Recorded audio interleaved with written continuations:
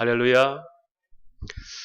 먼저 사과 말씀 하나 드립니다. 제가 오늘 말씀을 은혜와 진리의 삶이라는 제목으로 말씀을 준비를 지난 한 주간 동안 했습니다. 지난 한 주간 동안은 그 새벽기도 준비한다 하루에 7시간 이상을 제가 말씀을 준비를 했어요. 그런데 제가 어제 갑자기 이제 그 밑에서 섬겼던 교회 우리 성도 집사님이 이렇게 국회의원 출마를 해서 사무실 개소식을 하는데 금요일날 전화가 왔어요. 목사님 꼭 오셔서 축사를 좀 했으면 좋겠다. 그래서 저는 토요일날이라 참 멀기도 하고 또 제가 정치하는데 제가 가서 그렇게 할 입장이 아닙니다. 그랬더니 저는 이게 이 현장이 정치 현장이 아니라 제가 신앙 고백하는 현장으로 삼고 싶습니다.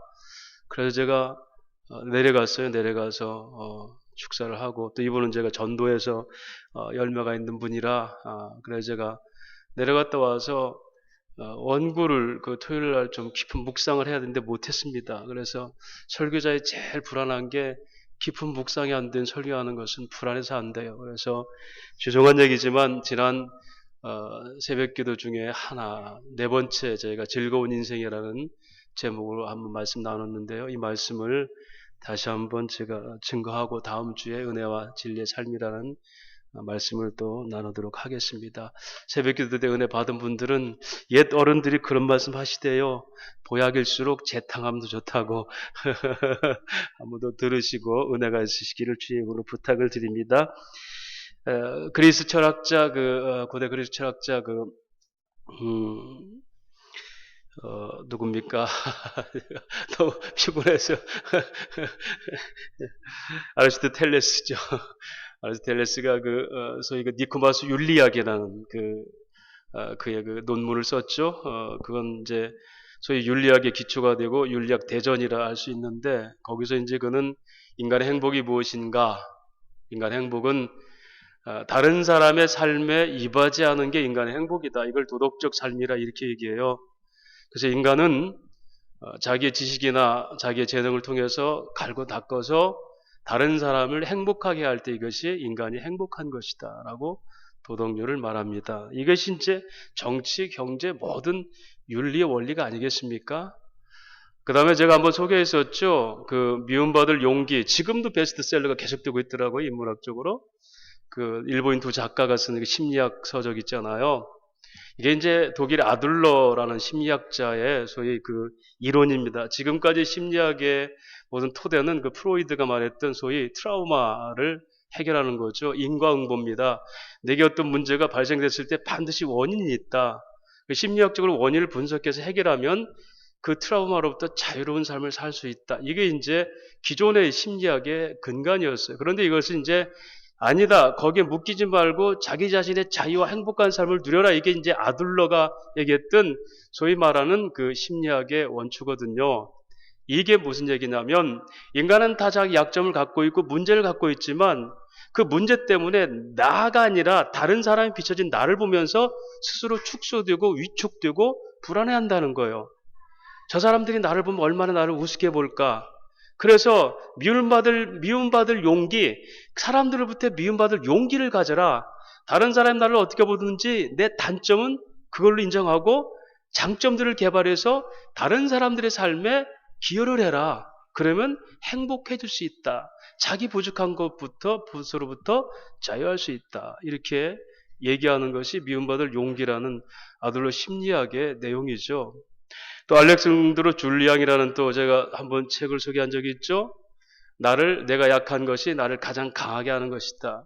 태어날 때부터 탯줄을 목에 걸고 태어나서 뇌성마비로 살았던 의사가 진단했죠. 이 아이는 걸음마도 제대로 못 걸을 겁니다. 그런데 부모들이 재활훈련소에서 17년 동안을 걸음마부터 걸리기 시작해서 거기서 공부하고 그리고 대학을 나와서 철학을 공부해서 지금은 자기 손으로 제대로 밥 한 번 제대로 못 떠먹어도 많은 사람들에게 소위 그 삶의 잠언 같은 그런 주옥 같은 철학서들을 만들어냈던 이 소위 알렉산드로 줄리앙이라는 사람이 그런 이렇게 얘기했습니다. 인간의 행복이라는 것은 사랑입니다. 사랑은 상대에게 친절을 베푸는 것인데 그래서 우리는 날마다 내 앞에 있는 사람을 어떻게 하면 기쁘게 할까 매일 시도해 보십시오.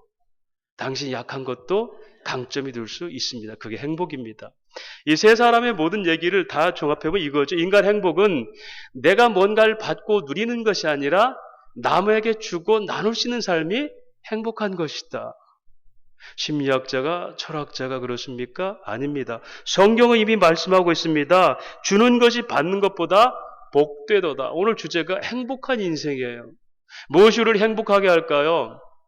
늘 받는 것 좋죠. 저도 선물 받으면 기분 좋아요.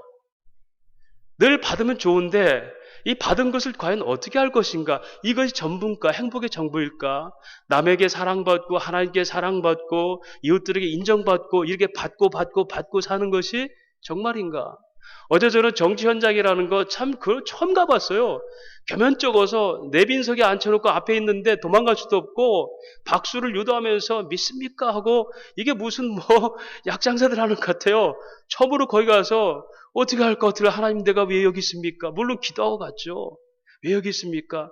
하나였어요. 그가 기뻐할 수 있다면 제가 가겠습니다. 그거였어요. 먼 거리도 가겠습니다. 그런데 앉아있는 현장은 1시간 반 동안 죽을 맛이에요. 그런데 제가 느낀 게 있어요. 이들이 다 진정으로 정말 남을 위해서 정치하겠다면 이런 어떤 노름도 다 참아줄 수 있지 않느냐. 꿈이 분명하고 진정성이 있다면 이런 모든 것들을 다 참아줄 수 있지 않느냐. 그래서 제가 거기서 한마디 한 거예요. 이 정치윤리가 뭐겠습니까? 다른 사람을 행복하게 하는 거고 국가의 원수에 충성하는 거 애국이 아니라 국민들에게 충성하는 것이 애국 아니겠습니까? 그렇죠, 여러분. 성경은 바로 이미 그걸 얘기했어요. 너희가 주는 자가 받는 바보다 복된 삶을 사는 것이다. 성도의 행복이 여기서부터 출발하는 겁니다. 오늘 본문 얘기가 그 얘기죠. 다윗은 3차에 걸쳐서 사울에게 고난을 당했죠. 피신당하고 죽을 위기를 많이 겪고 그러던 그가 결국은 이제 결정한 게 뭐냐면 이 이스라엘 땅에 있다 그런 내가 아무래도 사울에게 잡혀 죽을 것 같으니까 차라리 저 이방 땅인 원수 땅인 블레셋을 피하자. 그래서 블레셋 땅으로 피한 거예요.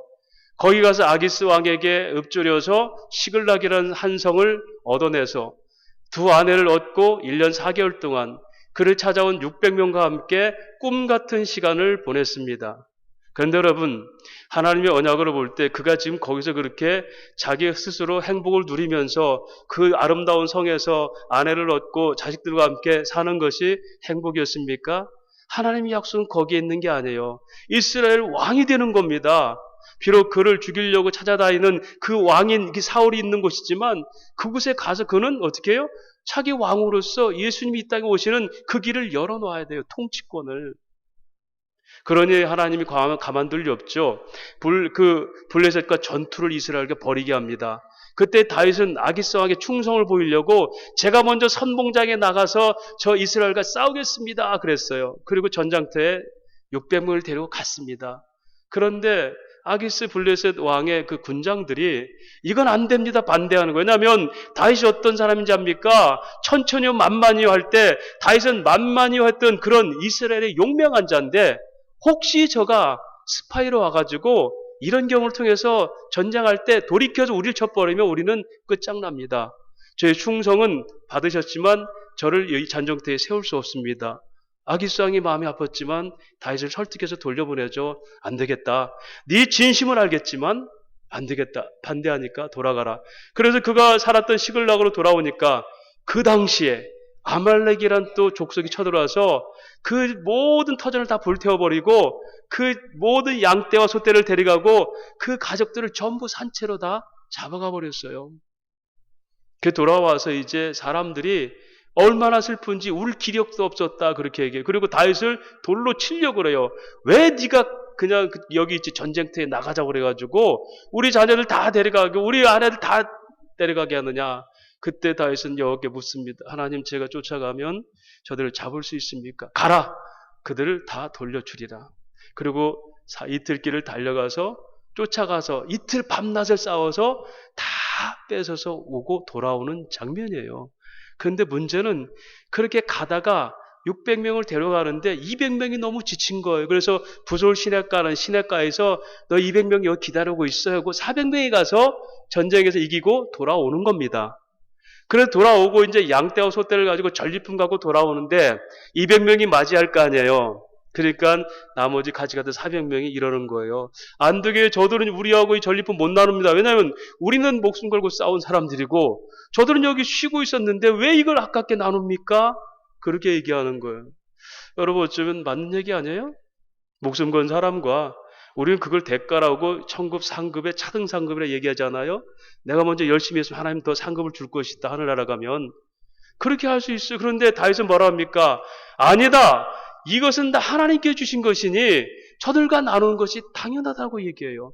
심지어는 그가 전쟁에 참여하지 않았던 그가 피신했던 모든 지난 성들, 성주들에게 다 나눠줍니다.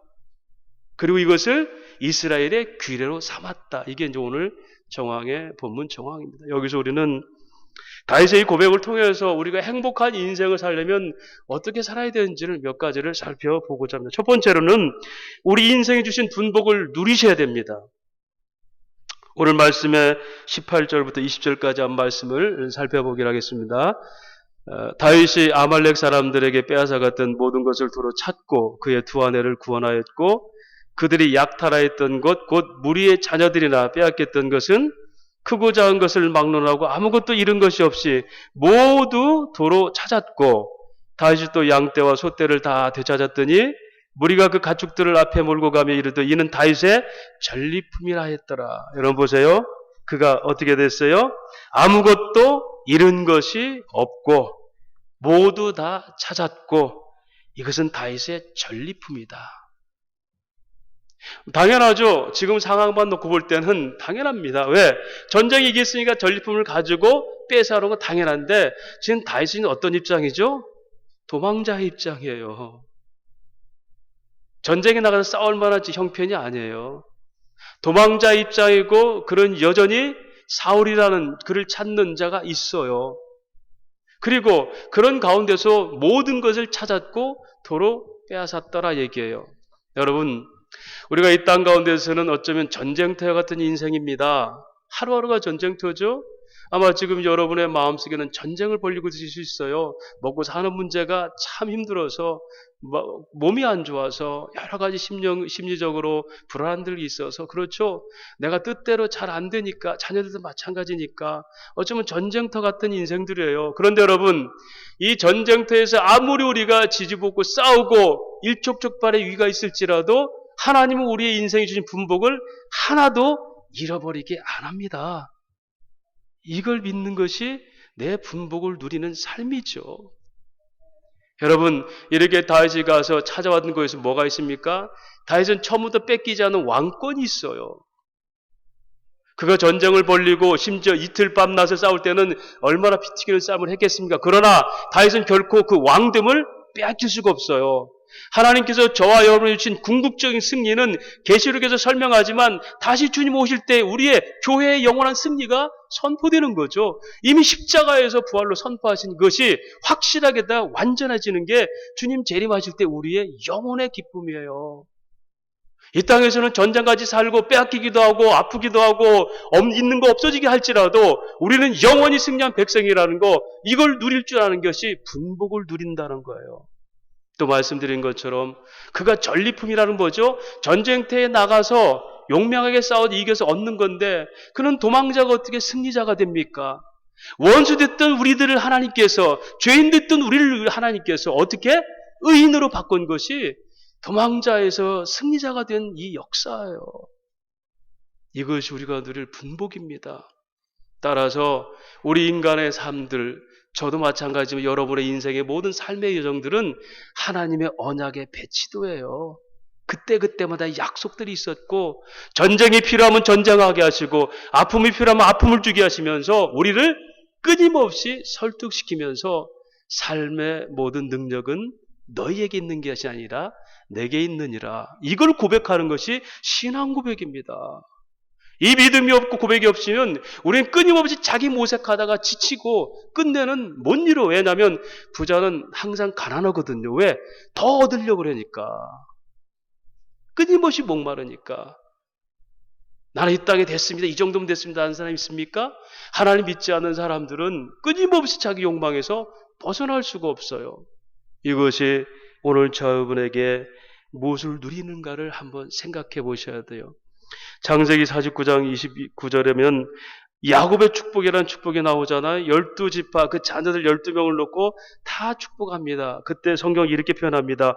이스라엘이 12지파 즉 각자의 분량대로 축복하니라. 하나님은 이스라엘 백성들이 가나안 땅에 들어갔을 때 골고루 딱 나눠가지고 탁탁 규격 있게 똑같이 공동 분배한 게 아닙니다. 땅을. 그렇죠? 어떤 사람들은 많이 주고 어떤 사람은 적게 줬죠. 하나님은 그러나 그들마다 다 필요하게 다 적절하게 주셨다. 그래서 너희가 남의 것을 도적질하지 말라는 것은 너에게 주신 것 다 제대로 줬는데 왜 남의 것 자꾸 훔치려고 그래? 왜 그렇죠? 더 가지려고. 여러분 참고적으로 이 지구상에 나는 식량은요 60억이 먹을 2배가 먹을 식량이 나는데 불과 0.1%라는 사람들이 나머지 걸 다 차지하고 그걸 무기로 삼아서 인권을 유린하는 게 이 땅의 식량 문제입니다. 그래서 나는 많이 가졌다는 게 자랑스럽고 그래서 성공이란 비명 아래 출세란 비명 아래 그것을 목표 삼게 하고 젊은이들이 그 꿈에 사로잡혀서 자기도 그렇게 혹사당하는 것이 죄의 굴레인 인간의 모습이에요. 욕심이에요. 에베소 4장 7절은 말합니다. 우리 각 사람에게 그리스도의 선물의 분량대로 은혜를 주셨느니라. 하나님의 분량대로 내게 주신 것들 이게 분복입니다. 이걸 누릴 줄 알아야 됩니다. 도망자에서 승리자로 원수와 죄인에서 의인으로 이것이 성도의 삶이고 그래서 그 하나님의 긍휼하심을 알 때 우리는 언제든지 내가 만족하기를 배웠습니다라고 고백을 할 수 있죠. 이것이 뭡니까? 바로 부활신앙입니다. 이 땅에서 확실히 증거할 수 있는 고백이죠. 요한복음 11장 25절 26절 말합니다. 나는 부활이요 생명이니 나를 믿는 자는 죽어도 살겠고 무릇 살아서 믿는 자는 영원히 죽지 아니하리라. 영원히 죽지 않는다는 게 뭐겠습니까 여러분? 우리가 새벽기도 첫째 날 복이 뭐라고 그랬죠? 복이 바라크가 하나님이 경배하다 무릎 꿇다. 근데 경배하다 무릎 꿇다 관계가 끊어졌죠. 아담의 범죄로 예수를 통해 다시 그 앞에 나아갈 수 있게 한 것. 이게 뭐죠? 복이라고 그랬어요. 이게 영생. 영생은 내가 하나님과 함께 여전히 꿈을 꿀 수 있다는 게 영생이에요. 아무리 많은 걸 갖고 있을지라도 하나님과 함께 꿈이 안 되면 그건 뭐죠? 죽음으로 목숨으로 끝날 인생들이에요. 그것이 복이라고 그랬잖아요. 오늘 영원히 산다는 게 뭐죠? 내게 주신 모든 것들이 영원 세계까지 하나도 빼앗기지 않는다. 이거를 하나님의 약속의 복이다. 이렇게 말씀을 드릴 수 있습니다. 여러분 이 복을 누리시기를 주의 이름으로 축원합니다.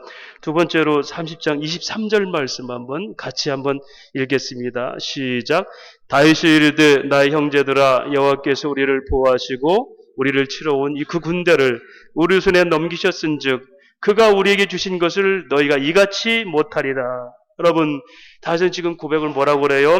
그가 우리를 보호하시고 그렇죠? 그들을 우리 손에 넘기셔서 승리케 하셨고 또 우리에게 모든 것을 그가 주셨습니다. 기특하죠? 기특하지 않습니까? 그냥 처음부터 다윗이 이랬을까요? 이 블레셋으로 지금 그가 피신한 것만 하더라도 그가 도우셨고 그 승리케 하실 것이며 주실 것이다 이렇게 하고 도망갔습니까? 우리가 세 번째 새벽기도 때 에크피스테온 믿음이란 무엇인가 갈라디아서 살펴봤죠. 믿음 없는 아브라함을 믿음을 주시고 끊임없이 그 믿음이 완성되도록 끊임없이 페이도 설득하신 하나님이에요. 쫓아다니면서. 다윗도 수많은 실수와 배신과 자기 욕망이 사로잡던 그를 하나님은 가는 곳곳마다 생명을 살리시고 필요한 걸 채우시면서 늘 고백하게 하신 거예요. 하나님 여기도 도우셨습니다. 그리고 또 도망가니까 저기도 도우셨습니다. 오늘 똑같이 얘기해요. 하나님 우리를 도우셨고 승리케 하셨고 모든 걸 주셨다. 사랑하는 여러분, 우리가 행복한 인생을 살기 위해서는 은혜를 받는 것 중요한데요. 제발 은혜를 내 삶에 정착을 좀 시키십시오. 매일마다 갈망하면서 은혜를 사모하는 거 좋죠. 그래서 예배 드리고 말씀 묵상하는 거 기도하는 거 좋습니다. 그런데 언제까지 은혜만 받고 흘러버리겠습니까? 이제 정착시키세요. 이 은혜가 정착이 안 되면 끊임없이 은혜는 받으려고 하지만 삶의 열매가 나타나지 않아요. 다윗은 고백하는 겁니다. 나누는 즐거운 인생을 살기 위해서는 내가 지금까지 받았던 은혜가 뭔지를 이제는 확실히 정착시키는 거예요. 우리가 하나님과 함께하는 자녀로서 이 은혜가 바로 우리에게 어떤 건지를 알아야 되는데, 바울은 그래서 이렇게 고린도후서 6장에 말합니다. 우리가 하나님과 함께하는 일하는 자로서 너희를 권하노니 하나님의 은혜를 헛되이 받지 말라. 여러분, 은혜를 받긴 받는데 헛되이 받는 게 뭔지 압니까? 고린도 교회는 은사도 많았죠. 지식도 많았습니다. 문명도 발달한 곳이에요. 그런데 그들이 그렇게 많은 은사와 은혜를 받았던 그들이 팔을 나눠서 서로 네 편 내 편 갈랐단 말이에요.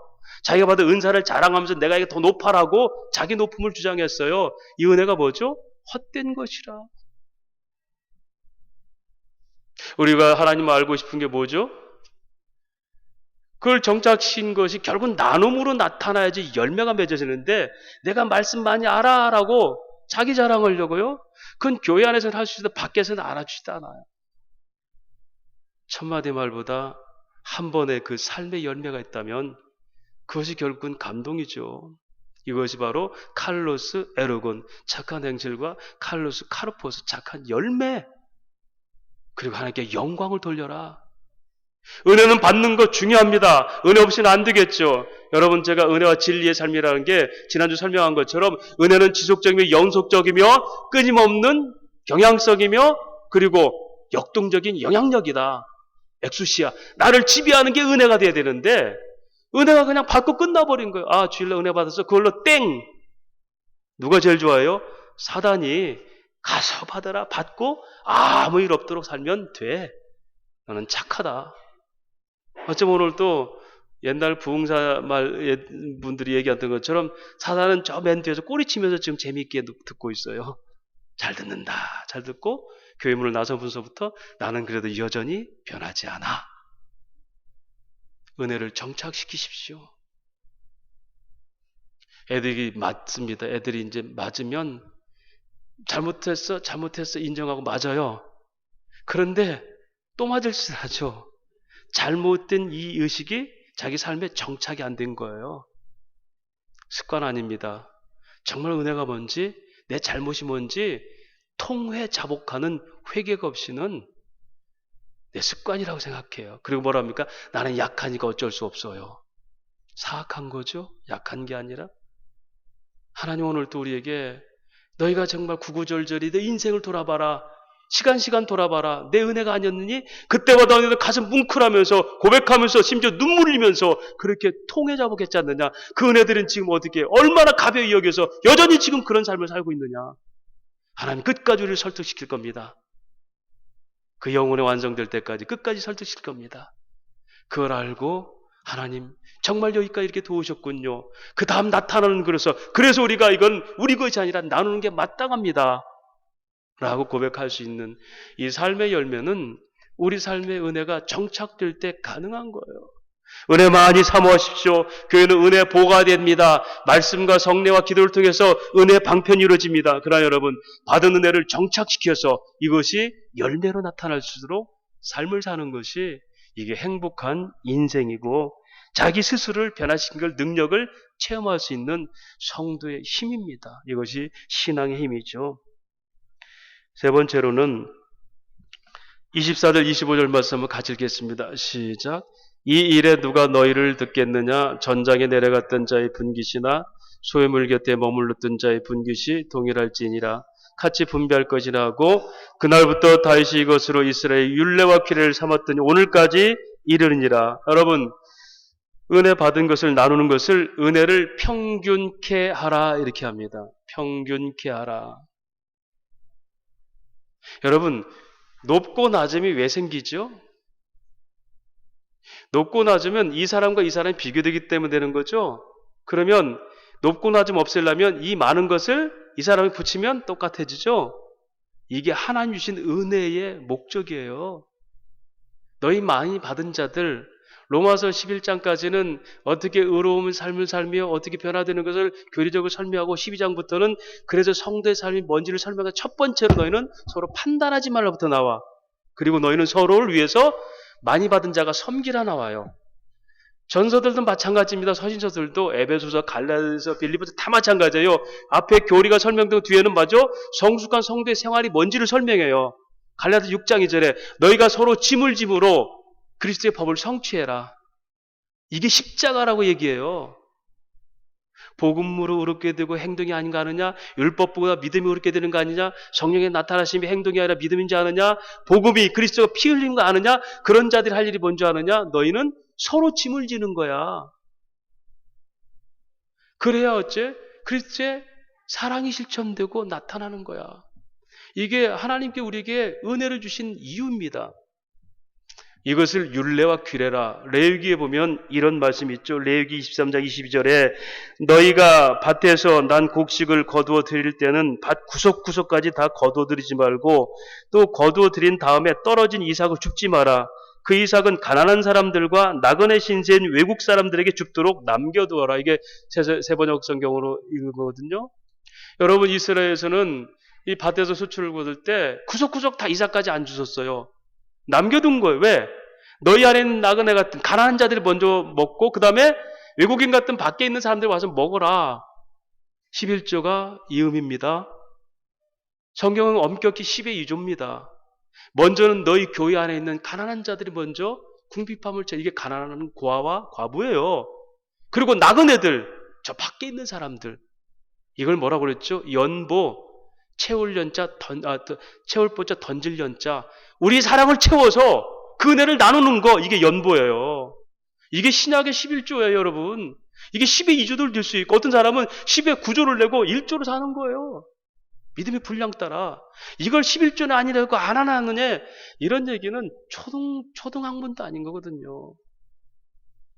그래서 은혜를 평균케 해요. 왜 너희 중에 가난한 자가 있느냐? 에베소서 4장 18절에 도둑질하는 자는 다시는 도둑질하지 말고 너희 손으로 수고하여 가난한 자를 돕고 너희 중에 가난한 자가 없게 하라. 여러분, 어떤 자를 도둑질하는 자들이에요? 대기업 재벌 2세로 사는 게 도둑놈들이에요. 왜냐하면 땀 흘리지 않고 벌었잖아요. 아버지 돈으로. 땀 한 자 안 입을 자 불안당들. 외국은 안 그래요. 외국은 다 자수성가 시키고 다 기부해버리고 너는 또다시 시작해요. 그거 남겨주는 것을 복이라 생각하십니까? 그거 자식에게 남겨주려고 지금 여러분 돈 벌고 그렇게 하십니까? 그건 내주시고 믿음을 보이세요. 믿음을 보여주세요. 이렇게 사는 것이란다. 하나님의 은혜는 나누는 것이 이게 복이란다. 이것이 여러분 기독교인의 삶이고요. 이게 계대의 복입니다. 이와 같이 하나님 말씀을 따라서 너희가 영원히 복 받기를 원한다. 어떤 복이죠? 하나님과 관계된 삶을 사는 게 복이라고 그랬잖아요.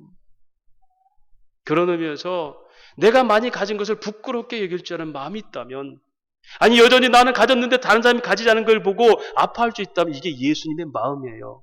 다윗은 그걸 깨달은 겁니다. 이런 사람이 통치자가 된다면 어떤 국가를 이룰 수 있을까요?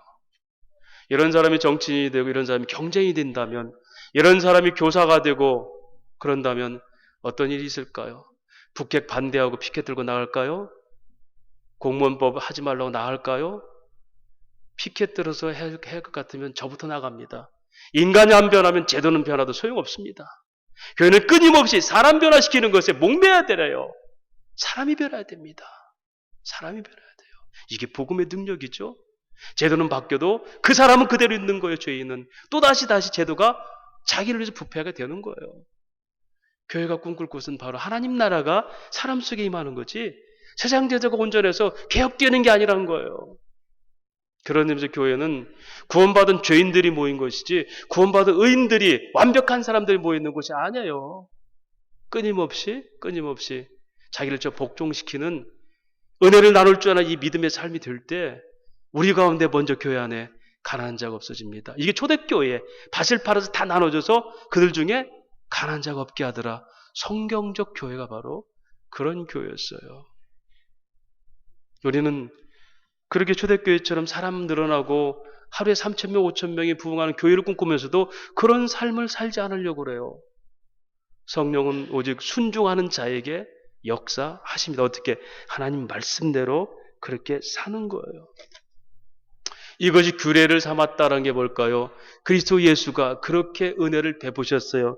로마서 3장 22절 23절 말합니다. 이제는 율법 위에 하나님의 한 의가 나타났으니 율법과 선지자들에게 증거를 받은 것이니라. 곧 그리스도를 믿음으로 말미암아 모든 믿는 자에게 비치는 의인이 차별이 없느니라. 웨스틴 디아스톨레라는 건 디아라는 단어가 못을 향하여, 에톨레스라는 단어가 나누다 뜻이에요. 아까 연보라고 설명했죠. 그리스도 예수의 사랑을 골고루 나눴기 때문에 차별이 없어. 그러면서 헬라인이나 유대인이나 다 복음에 차별이 없어. 이게 은혜를 평균케 하시는 하나님의 증거예요. 너 유대인이라고 좀 더 받아, 너는 이방이나 덜 받아, 이게 아니에요. 이것이 하나님의 은혜라면 우리가 가진 것들을 다 그렇게 평균케 나누는 것을, 이것이 행복하게 나누는 삶. 저부터도 아까워서 잘 안 될 것 같습니다. 로마서 1장 16절 바울은 그래서 말합니다. 내가 복음을 부끄러워하지 않냐는 것은 이 복음은 믿는 모든 자에게 구원을 주신 하나님의 능력됩니다. 판티트 안드로프, 믿는 모든 자, 소외되는 자 없이, 먼저는 유대인에게 그리고 헬라인에게나 차별이 없어요. 은혜를 받았다면 우리 삶에서 이웃과 나누는 것은 차별 없게 나누는 평균케 하는 역사입니다. 그리스도께서 만민의 구원의 역사는 그렇게 하나님의 약속 안에 있는 모든 자들, 밖에 있든 안에 있든 그렇게 균형 있게 은혜를 주셨습니다. 오늘 다윗의 마음이 바로 예수의 마음입니다. 수고한 400명에게도 줄 뿐 아니라 피곤하게 있어 빠졌던 그 200명에도 주고, 심지어는 그가 피난했던 모든 자들에게 다 나눠주면서 이것이 하나님의 은혜입니다라고 설명하는 것이 우리가 물질과 건강을 통해서 세상에 알리는 성도의 삶의 모습이에요. 이게 하나님의 은혜입니다. 그래서 다윗은 이렇게 전쟁관을 가집니다. 오늘 뭐라고 얘기하죠? 악한 자들 속에서 우리에게 빼앗아서 줬다 그러죠. 여호와의 대적자들에게 뺏어 줬다. 여러분, 이 의미는 우리가 지금 전에 어떤 사람이에요? 악한 세대에서 살던 사람, 갈라디 1장 4절에 그리스도께서 너희를 악한 세대에서 불러내려고 자신의 몸을 우리에게 주셨으니 일때 포네로스 아이온, 악한 세대에서 엑사레오, 뜯어내려고, 이게 에클레시아, 교회입니다. 부름받은 거룩한 사람들. 우리가 선한 사람에게 있는 게 아니었어요. 우리는 죄 속에 있어도 악한 종들이었고, 에베소 2장 3절 보니까 죄화물로 죽어서 본질상 진노의 자녀고, 그것이 세상 풍속을 따랐던 너희들의 삶이었어. 그 긍휼에 풍성하신 하나님이 그리스도와 함께 너희를 함께 앉히셔. 어디? 하늘 위에 앉히셨어. 이게 은혜예요. 그래서 2장 8절에 은혜는 하나님 선물이니 자랑치 못하게 하려 함이라. 이게 성도예요. 우리가 착하게 살아서 우리를 구원한 것이 아니라 오늘 다윗이 빼앗은 전리품은 뭐예요? 하나님의 원수인 그들에게 뺏은 거예요. 우리가 하나님의 원수된 자리에 있을 때 뺏어서서 의인의 자리에 삶을 인도하신 것. 그러니 우리가 하나것도 뭐예요? 우리 것이 없는 거예요. 결론적으로. 할렐루야. 그게 은혜를 평균케 할 수 있는 믿음의 출발이에요. 그래서 신자의 구원은 하나님 원수인 악의 무리에서 우리를 구원하셨고, 그렇게 거룩한 부름받은 백성의 모습이고, 따라서 이것은 누가 뭐라 해도 하나님의 선물이지 우리가 자랑할 게 아닌데, 명품이었다고 자랑하고, 좋은 집 산다고 자랑하고, 크게 됐다고 자랑하고, 이걸 위해서 꿈을 꾸고 하나님을 윽박질러서라도 복을 받겠다고 얘기하고. 사랑하는 여러분, 은혜를 평균케 하시는 목적이 있다면 그때 기도하세요. 뭐든지 주십니다. 내가 사는 건 하나님의 은혜이니 이제부터 은혜로 사는 것은 다 내 거 아니고 하나님의 사랑을 나누는데 신나게 살겠습니다. 이런 마음이 있다면 무엇인지 구하세요. 너희가 내 말 안에 있고 너희가 내 안에 있으면 무엇인지 구하라. 내가 다 주리라. 요한복음 15장 5절이 그 말씀이에요. 무엇인지 구하라. 구하여도 얻지 못하면 정욕으로 쓰려고 잘못 구하. 에피투미야, 자기의 욕심대로 쓰려고 구하는 것은 안 준다 그랬어요. 줘도 부작용 나요. 그게 아니지 가르치려고 애가 막 만져서 안 될 거 주는 거예요. 부모가 이거 뜨거워 안 되는 거 알려고. 그걸 행복이라 이스라엘 백성들이 사울 왕을 구하니까 응답하잖아요. 기도 응답입니까? 버려둔 거 욕심대로 내버려두니까 결국 사울을 다 죽어버리고 이렇게 인간의 욕심 세우는 건 아니구나라고 깨닫게 하시잖아요. 여러분, 하나님의 백성만이 기도 응답이죠. 세상 사람이 구하는 것은 그냥 놔두는 거. 왜? 죄를 구하면 죄대로 놔둬버려요. 얻어진 그게 응답 아닙니다. 내버려둔 거예요. 그걸 자기 욕심대로 받았다고 응답 이러지 마세요. 그걸 가지고 이제 아니구나를 깨닫게 하시는 거예요. 하나님 백성만이 하나님 뜻대로 기도가 응답되게 되어 있습니다. 그래서 우리는 착한 삶이 아니라 은혜를 아는 사람이 마땅히 나누는, 그래서 성경은 거저 받았으니 거저 나누라. 고린도전서 4장 7절 말합니다. 누가 너희를 남달리 구별하였느냐? 네게 있는 것 중에 받지 아니한 것이 무엇이냐? 네가 모두 받았은즉 어찌하여 받지 아니한 것 같이 너희 스스로를 자랑하느냐? 우리 인생의 즐거움은 하나님의 잔치에 수종드는 겁니다. 여러분, 하나님이 잔치를 벌려놓고 우리들에게 야 가서 네가 평소에 안타까웠던 사람들, 굶주린 사람 다 데려와. 내가 제사는 내가 다 될 테니까 한번 잔치 한번 벌리자. 너희들은 원하는 사람 다 데려와 있을 때 여러분 우리 기분이 어때요? 싫겠어요? 하나님 다 잔치 벌이고 너희는 가서 어디로 다 다닐지. 너희가 평소 저 사람 좀 먹였으면 좋겠는데 저 사람 좀 해주게 다 데려와. 여러분, 우리 인생 이 땅에 하나님께서 잔치 주셨는데 이 잔치를 수종드는 잔치 인생입니다. 이걸 고 천상병 시인은 이 세상 소풍이라고 얘기했죠. 나 그날 하늘나라로 돌아가리라. 별빛와 쓰러져 하나님 부르시면 그날 앞에 가서 이 땅의 소풍 즐겁게 살다 왔습니다라고 고백한 이 규천이란 시 아닙니까? 여러분, 하나님 주신 것들이에요. 건강도, 수명도, 여러분의 가정도, 자녀도, 남편도, 아내도, 교회도, 이 상황도, 이 시대도 하나님 주신 겁니다. 이 잔치 살면서 하나님의 삶을 나누는 것이 우리의 삶이고, 이게 잔치에 수종드는 종들의 행복한 삶이에요.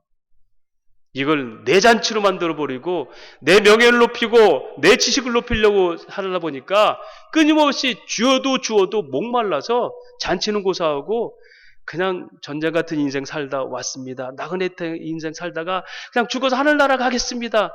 그래서 하늘나라 가는 나라가 아니에요. 보상으로 하늘나라 가는 거 아니에요. 말씀을 정리하겠습니다. 여러분, 유엔에서 구호품을 주는 나라들마다요, 제대로 그 사람들에게 전달이 안 되는 이유가 뭔지 압니까? 받은 것을 지 것처럼 중간에 뺏어 먹는 힘이 있는 자들이에요. 북한에 아무리 우리가 어느 고안을 돕겠다고 주잖아요. 간부들이 다 빼먹고 애들한테는 안 가요. 받은 것조차도 자기들이 빼먹잖아요. 도둑들이죠. 은혜로 그들이 받은 그들을, 그 은혜를 다 가로채는 거예요. 제가 울산에 노숙자 사역을 할 때 송명호라는 친구가 있어요. 이 친구는 노숙자 대장이라고 해요, 소위. 근데 이게 무료급식을 다 가면은 그 친구한테 잘못 보인 친구들은, 노숙자들은 밥도 못 먹어요. 너 가! 지 것처럼. 그러면 워낙 이게 폭력 정과가 있어가지고 무서우니까 다 가는 거예요. 그래서 어떻게 하든지 그 송명호한테 잘 보이려고. 왜? 그래야 밥 얻어 먹으니까. 그러니까 권력은 더 세지는 거예요. 그래서 아무리 교회에서 노숙자 해도 걔가 오지 말라면 안 와요. 교회에서도 어차피 다 나눠져야 되기 때문에 그 송명으로 달래는 거예요. 그러면서 또 수련은 하거든. 1년에 2번씩. 수련은 3박 4일 옵니다. 왜냐하면 거기서 자기가 또 있어야지 또 그 대장 노릇 하니까. 그 맨 뒤에서 설교하고 있으면 딱 이렇게 팔짱 끼고 쳐다봐요. 게다가 이제 틱틱 하고 그 코좀 치고. 그런데 어느 날 이 송명호가 변한 겁니다. 그가 이런 고백을 해요. 그가 대국신학교에 지금 아마 졸업했을 거예요.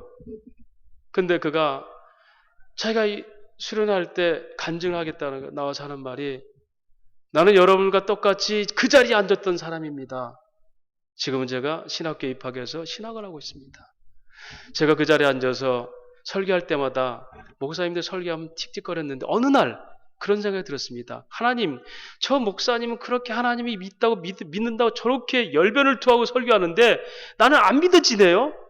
하면 저 목사님이 믿는 하나님이 있는지 없는지, 미친 거지 아닌 거지 확인하기 위해서 나 한번 믿어보게 해달라고. 그가 그 수련회에서 깨진 거예요. 그리고 그가 회개를 하는데 정말 그 워낙 그 강팍한 사람 회개하니까 주변이 다 시끄러워요. 밤새껏 울면서 통곡하는데 잠을 한 줄도 못 자게 만들어요, 옆에 사람들. 그런데 그가 이제 결단하고 그 수련을 끝나면 3주 동안 새삼학교라고 있어요. 그들을 모아서 새롭게 살게 하는 재활훈련 프로그램이 있어요. 거기서 땅도 가꾸고 씨앗도 뿌리고 원하면 조그만 그런 손수레 같은 거 사줘가지고 폐지 줍게 하고. 근데 이 친구가 폐지 주러 간 거예요. 하루 종일 부산 시내 돌아다니다가 거기서 15,000원을 번 거예요. 그 중에 1,500원을 탁 내놓는 거예요. 그리고 눈물을 흘리는 거예요. 내 인생에서 처음으로. 원래 이 친구가 아버지가 어머니 일찍 들어 아버지한테 그렇게 폭행당해가지고 차라리 나가 죽어라. 그가 교도소가 제일 편했던 사람이에요. 그런데 자기 인생에 처음으로 내가 일해서 남을 도왔다는 거예요. 그것도 나 같은 처지에 있는 노숙자들. 그는 하루 일하고 벌어도 내놓고 부산역 앞에서 간증합니다. 나도 노숙자입니다. 그리고 그가 대구신학을 가서 거기서 믿음 좋은 자매를 만나서 결혼까지 하고, 지금도 그는 또 조금 있으니까 트럭 하나를 누가 사준 거예요. 이제 좀 더 크게 벌었죠? 더 벌죠? 그러면 더 많이 내놓는 거예요. 그 말합니다. 내게 주신 은혜가 헛되지 아니하여 나는 이런 삶을 살고 나는 지금부터 지금까지 있었던 브라보 마이 라이프 가장 좋은 인생을 살고 있습니다. 그는 여전히 폐지 줍는 사람이에요. 그러나 자기 인생의 행복함을 누리고 있어요. 사랑하는 여러분, 우리 행복의 척도가 어디 있습니까? 뭘 얻으실 걸 원하십니까?